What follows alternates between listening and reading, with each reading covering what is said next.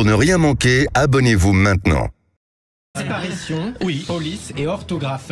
Mobilisation générale depuis 6 heures ce matin pour tenter de retrouver le petit Émile, 2 ans et demi, disparu samedi en fin d'après-midi à Vernay dans les Alpes de Haute-Provence.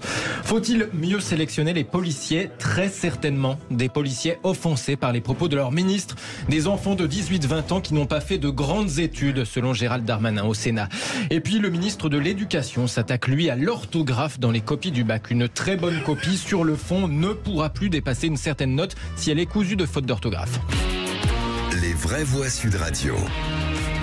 Le Haut-Vernay, 25 habitants à l'année, petit village isolé, perché à 1300 mètres de hauteur dans les Alpes de Haute-Provence. Depuis 6 heures du matin, des secouristes et bénévoles y sillonnent les sentiers escarpés, les cours d'eau. Les gendarmes ont amené un chien Saint-Hubert à l'odorat très développé, une course contre la montre pour tenter de retrouver Émile, 2 ans et demi, disparu de chez ses grands-parents depuis bientôt 48 heures.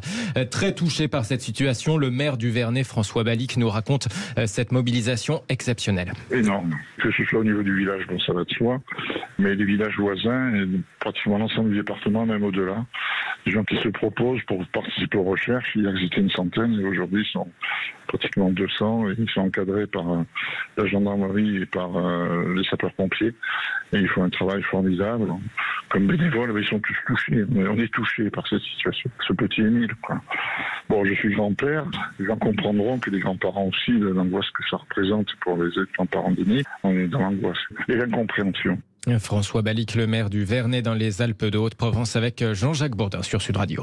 Deuxième mot dans l'actualité, police donc, Félix Mathieu, avec des propos de Gérald Darmanin qui ont bien du mal à passer. Le ministre de l'Intérieur auditionné au Sénat pour faire le bilan des émeutes, interrogé notamment sur le niveau d'entrée dans la police nationale. Voici la réponse de Gérald Darmanin. Faut-il mieux sélectionner les policiers? Très certainement. Je constate avec vous, si vous me le permettez, que je suis à la tête d'un ministère où, à part les commissaires de police, ceux que nous recrutons, c'est souvent des enfants, pour reprendre notre mot, de 18, de 19, de 20 ans, qui n'ont pas fait de très grandes études et qui choisissent le service de la nation par la police et la gendarmerie. Je ne suis pas à la tête du ministère de la Justice, où les gens passent des concours à Bac+4, Bac+5, ou à l'éducation nationale, où les gens sont très mal payés, par ailleurs, comme les policiers, mais enfin, ils ont un capital social très important. Mettons-nous quelques instants à la place d'une majorité de jeunes qui choisissent le service de la police et de la gendarmerie que nous devons former, nous. Donc oui, ça demande une exigence supplémentaire, parce qu'en plus, ces personnes ont la contrainte légitime des armes et donc par ailleurs une responsabilité supplémentaire. Alors en fait ces propos ont été tenus il y a 5 jours au Sénat, mais ils remontent ces dernières heures, ils font grincer beaucoup de dents dans la profession. Il y a beaucoup de gens diplômés, hautement qualifiés et reconnus même à l'international comme des experts dans leur domaine, sans être pour autant commissaires de police, réagit notamment l'Association nationale de police judiciaire, les enquêteurs.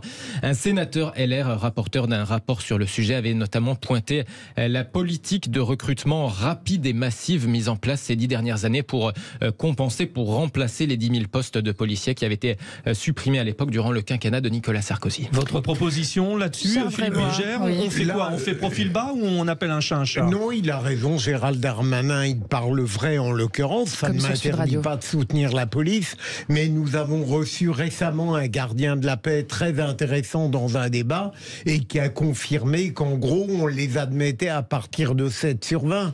Alors, ce n'est pas le seul corps où il y a ces défaillances et cette facilité dans les concours, mais il a raison de le dire. 7 sur 20, tiens, Tom Conan, vous avez envie de réagir, c'est un peu choquant quand même. Ouais, en tout cas, c'est pas très rassurant parce que contrairement à un prof de français ou de physique qui a priori ne va pas, avoir affaire au corps d'autrui, à arrêter autrui, à le prendre en flagrant délit ou à utiliser éventuellement son arme, ça me semble quand même assez troublant, assez problématique effectivement que des personnes soient pas suffisamment formées parce que leur responsabilité est quand même assez éminente et les risques associés à leur fonction également. En même temps, Madi Saïdi, si on fait Bac+5, on n'a pas forcément envie d'être policier aussi. Ouais. Ouais. Oui, absolument. Et je crois que, quand bien même ça reste une vérité, je crois que c'est l'art et la manière de le dire. On est quand même dans une période assez compliquée pour la police. Il se passe des choses aujourd'hui qui sont assez compliquées. Non seulement le rapport que les gens peuvent avoir à la police, c'est compliqué.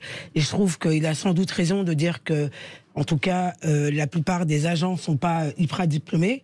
Mais il y a aussi l'art et la manière de le dire, parce que malheureusement, c'est un petit peu réducteur. Et effectivement, ils devraient être mieux formés, parce qu'ils ont quand même souvent la vie des gens, un contact avec les gens qui est assez compliqué. Le troisième mot de Félix Mathieu du jour, faute d'orthographe. Le ministre de l'Éducation nationale veut une notation plus sévère lors des épreuves du bac. Pap Ndiaye dresse un constat chez nos confrères de Radio J, des copies bien trop souvent truffées de fautes au baccalauréat. Le ministre de l'Éducation nationale annonce que, désormais, ce sera plus cher en points sur la note finale. À partir d'un certain niveau de langue, un niveau de langue trop problématique, quel que soit sur le fond la qualité de la copie, on formalise des critères qui fassent qu'une très bonne copie sur le fond ne dépasse pas telle note. Le ministre de l'Éducation nationale, Pap Ndiaye, chez nos confrères de Radio J, sa proposition fait grincer des dents chez les syndicats d'enseignants. Selon eux, la problématique du niveau en orthographe se pose bien en amont de ces questions de notation au moment du bac. Merci Félix Mathieu.